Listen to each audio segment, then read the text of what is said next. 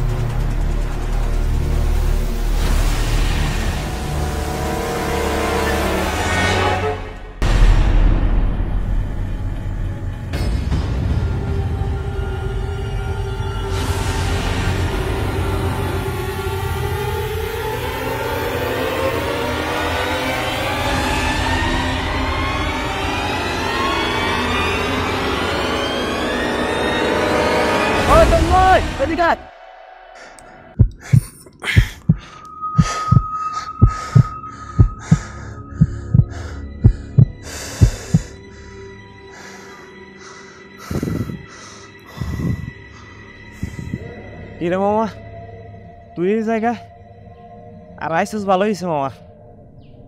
আমি তো পুরো ভয় পেয়ে গেছিলাম। তুই এই জায়গায় পাগলের মতো ঘুরতেছিস কেন? আরে তো হাঁপাইতেছিস কেন? কি হয়েছে আমার, খুলে বল। মামা, তুমি জানোস না কি হয়েছে? আর আলবিরে তো গতকাল থেকে খুঁজে পাওয়া যাইতেছে না। ওরা কালকে থেকে আমরা পাগলের মতন খুঁজতেছি, ওরা কোনো জায়গায় পাওয়া যাইতেছে না। মামা তুই একটু খোঁজ খবর নিস, ও কোন জায়গায় আছে। টেনশনে আমার ভালো লাগতেছে না রে মামা। পরে পাওয়া যাইতেছিল মানে? ও কি এবার কোনো মায়া নিয়ে বাকছে নাকি? আরে না রে বাল, তুই আসিস তোর দাম না লইয়া, ও মায়া লইয়া রাখতে যাবো কেন? আমি তোর খুলে বলতেছি কি হয়েছে, মনোযোগ দিয়ে শোন। ওই যে আমাকে পাশের এলাকায় একটা পুরাতন বাড়ি আছে না, ওই জায়গায় আমি আর আলবি গেছিলাম ঘুরতে।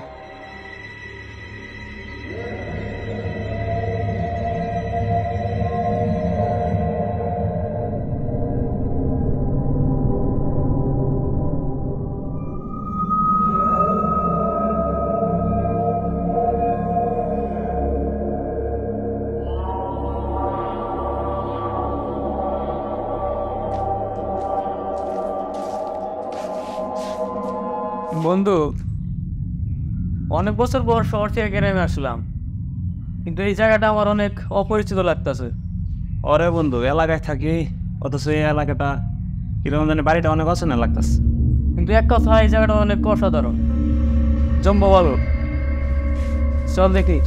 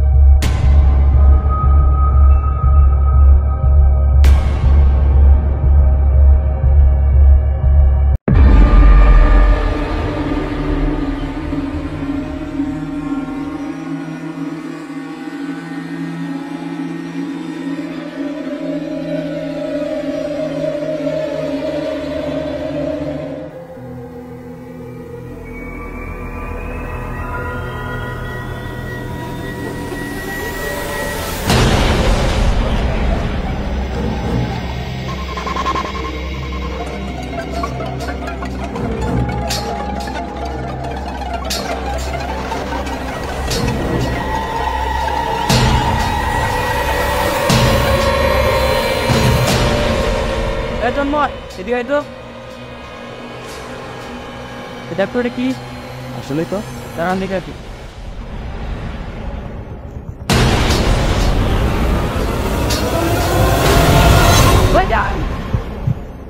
আপনারা জানেন না এখানে ঢুকা নিষেধ? এখানে ঢুকছেন কেন? ফাইন হন এখান থেকে। কিরে বন্ধু, এরকম খারাপ ব্যবহার করলো কেন আমাদের সাথে? সামান্য একটা জিনিস ধরতে গেছি, তাই যে ব্যবহার করলো বুঝলাম না কিছু। বন্ধু চল তো, আমাদের এত কিছু বোঝার দরকার নেই। মনে হয় জায়গাটা অনেক ভয়ঙ্কর। আর তাড়াতাড়ি যা বেড়া, কিসের ভয়ঙ্কর? আর তুই ভূত ভূত বিশ্বাস করস নাকি? তখন আলবির নজরে একটা পুরাতন বই পড়ে। তখন ওটা বারবার ওরে নিষেধ করা হয়েছে না ধরতে, তখনও ধরে নেই। কিন্তু গতকালকে ও নাকি একাই ওই বাড়িতে গেছিল, তারপর থেকে ওর আর খুঁজে পাওয়া যাইতেছে না।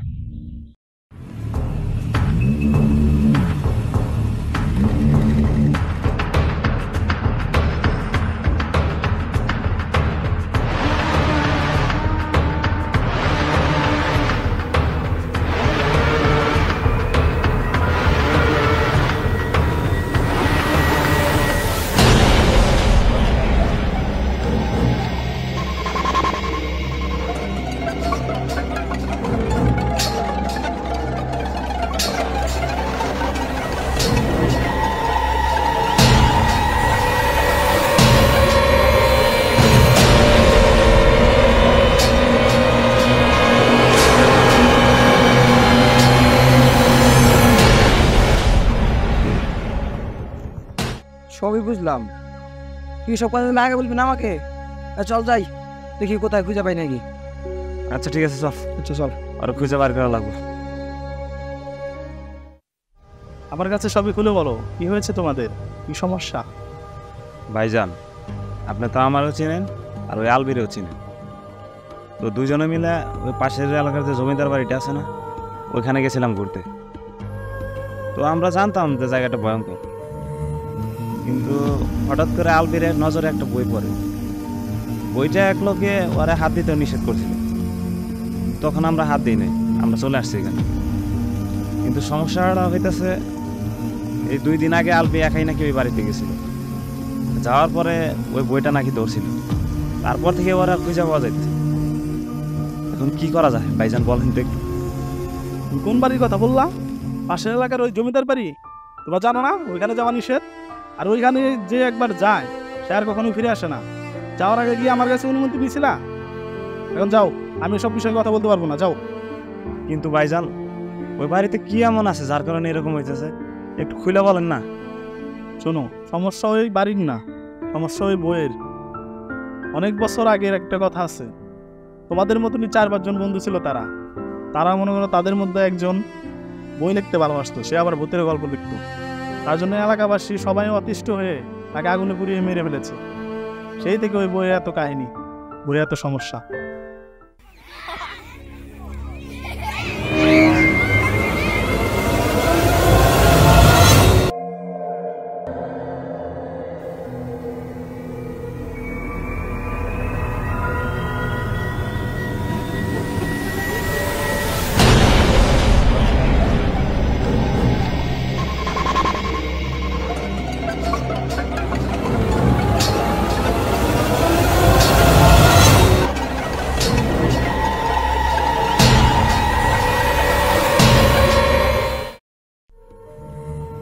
ভাইজান, সবই বুঝলাম, কিন্তু আমাদের সাথে কেন এমনটা হবে? আমরা তো আর কিছু করি না, আর আমরা এই এলাকায় থাকি না। হঠাৎ করে শহর থেকে আসছিলাম এলাকাটা ঘুরে দেখতে। শোনো ছোট ভাই, কিছুই করার নেই। এই এলাকার মানুষ ভুলেও যদি ওই বাড়িতে যায় আর ওই বইটা পড়ে, তাহলে আর কেউ ফিরে আসবে না।